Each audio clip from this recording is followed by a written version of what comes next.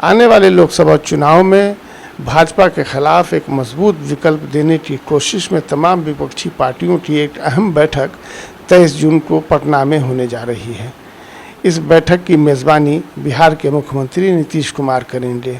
आपको बताते चलें कि पिछले एक वर्ष से नीतीश कुमार तमाम विपक्षी पार्टियों को एकजुट करने में लगे हुए हैं। इस तरह देखा जाए तो ये बैठक बहुत अहम मानी जा रही है।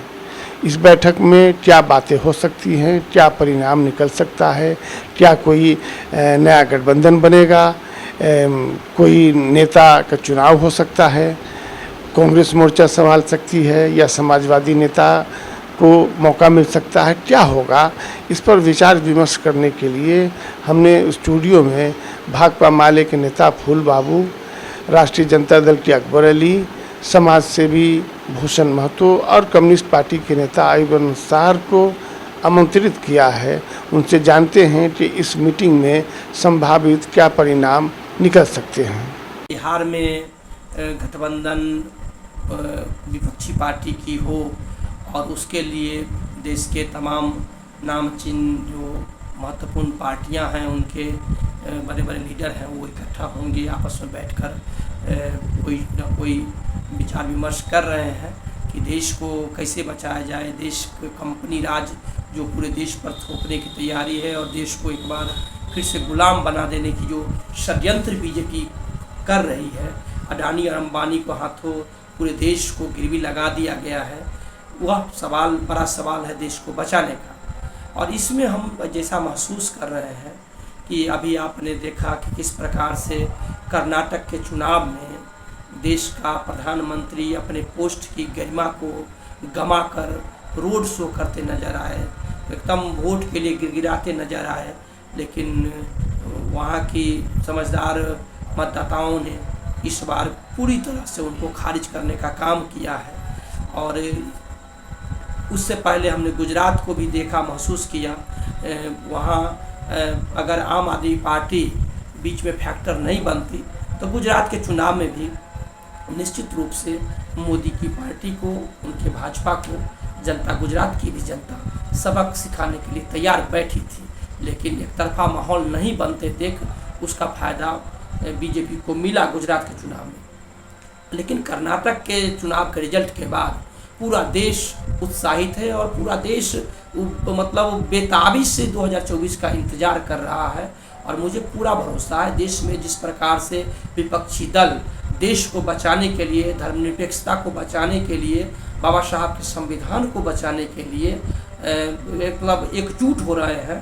तो 23 जून को बिहार में होने वाली जो बैठक है, इस बैठक से जरूर तमाम विपक्षी पार्टियां बड़ा संदेश देने वाली है कि मोदी को 2024 में मोदी के खिलाफ, उनके गठबंधन के खिलाफ 1 to 1 एक सीट पर एक विपक्ष का नेता खड़ा हो।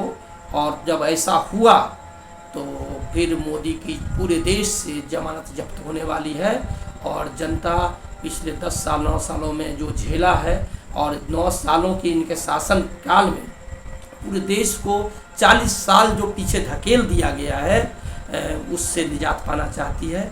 निश्चित रूप से वो 23 जून की जो बैठक है, इसमें मील का पत्थर साबित होगी।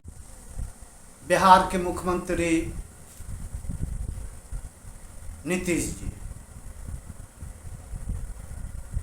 का जो फिक्र है,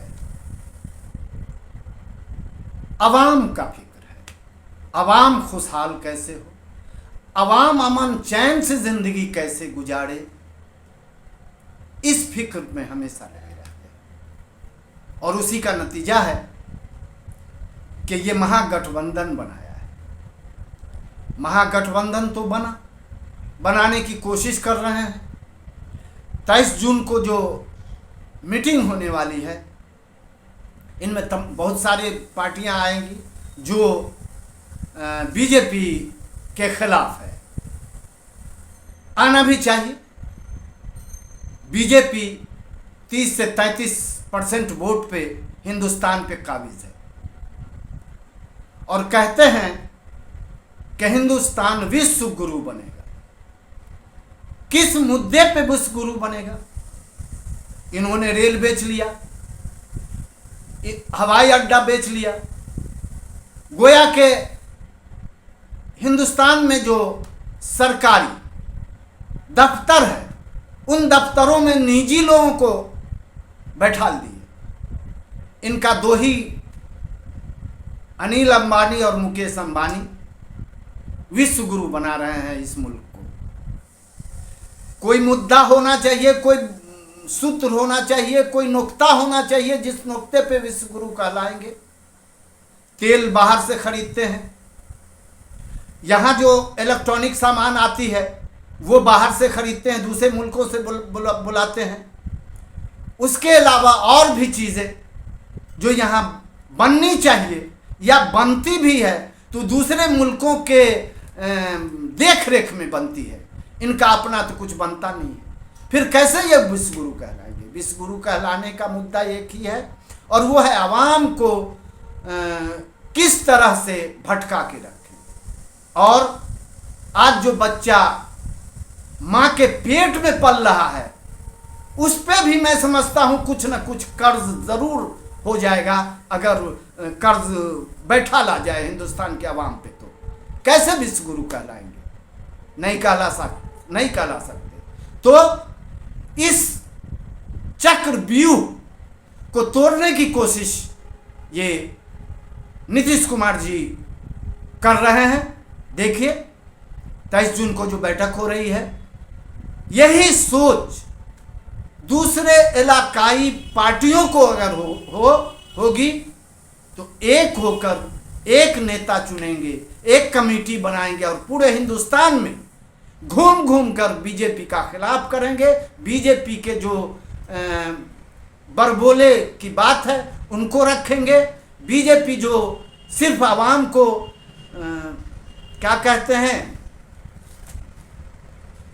सिर्फ आवाम को जो चकमा देते हैं, उन चकमे की बात रखेंगे और आवाम को समझाएंगे कि इस तरह से देश चलने वाला नहीं है, मुल्क चलने वाला नहीं है। हिंदुस्तान जमहूरियत पसंद मुल्क है, इसको अमन चैन चाहिए, भाईचारा चाहिए, सामाजिक सौहार्द चाहिए, तभी मुल्क तरक्की कर सकता है। वरना ये झंझट, फसाद, लड़ाई, मंदिर मस्जिद, गाय बछरू, ये सब करते रहने से मुल्क की तरक्की नहीं हो सकती और मुल्क में अमन चैन नहीं हो सकता। कुछ लोग, चंद लोग ही 5% जो हिंदुस्तान को लूटने की कोशिश कर रहे हैं, यहाँ की दौलत को अपने कब्जे में रखने की कोशिश कर रहे हैं, उनको फायदा होगा, अवाम को फायदा नहीं होगा। इसलिए गठबंधन जरूरी है और नीतीश जी बहुत ही बेहतर काम करने की कोशिश कर रहे हैं। देखिए, जहाँ तक 23 तारीख की बैठक की बात है और ये महागठबंधन के भविष्य की बात जो है, तो इसका तो आधारशिला रख दिया गया है।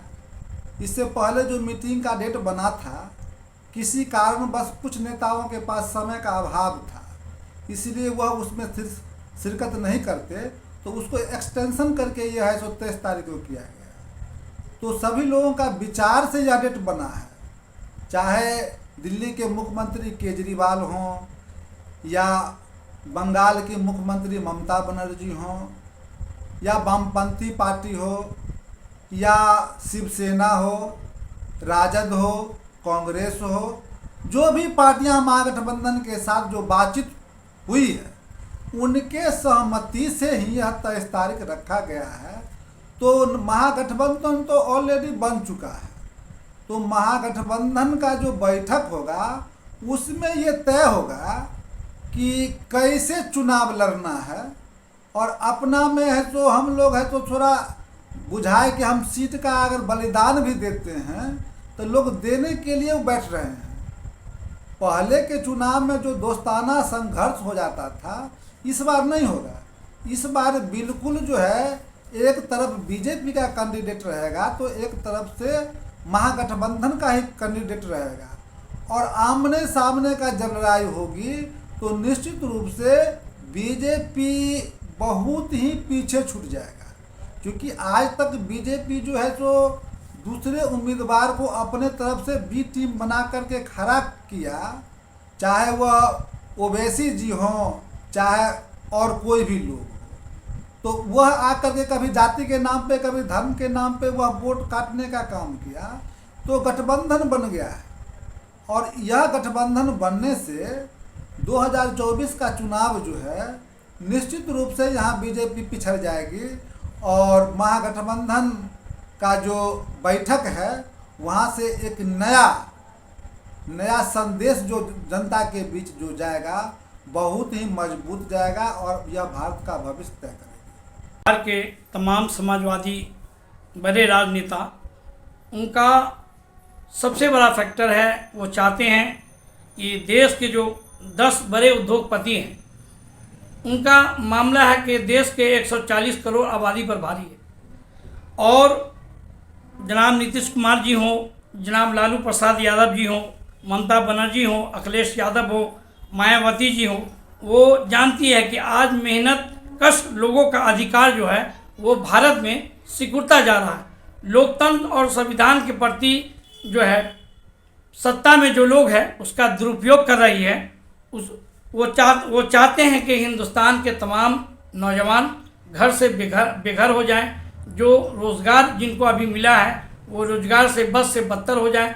तो ये चाहते हैं कि हम लोग एक ऐसा प्लेटफॉर्म तैयार करें जहां पे विपक्षी तमाम पार्टियां लोकतंत्र और संविधान के प्रति शुभ संकेत दे और आने वाले 2024 में जो समाजवादी नेता हैं, चाहे वो अखिलेश जी के पार्टी के हों, चाहे ममता बनर्जी जी के पार्टी के हों, चाहे जनाब लालू प्रसाद यादव जी के पार्टी के हों, चाहे जनाब नीतीश कुमार जी के पार्टी के हों, चाहे जनाब ममता बनर्जी जी के पार्टी के हों, तो बड़े बड़े जो राजनेता लोग हैं उनको इस चुनाव में लड़ाने की बात होगी और सीट शेयरिंग की बात होगी।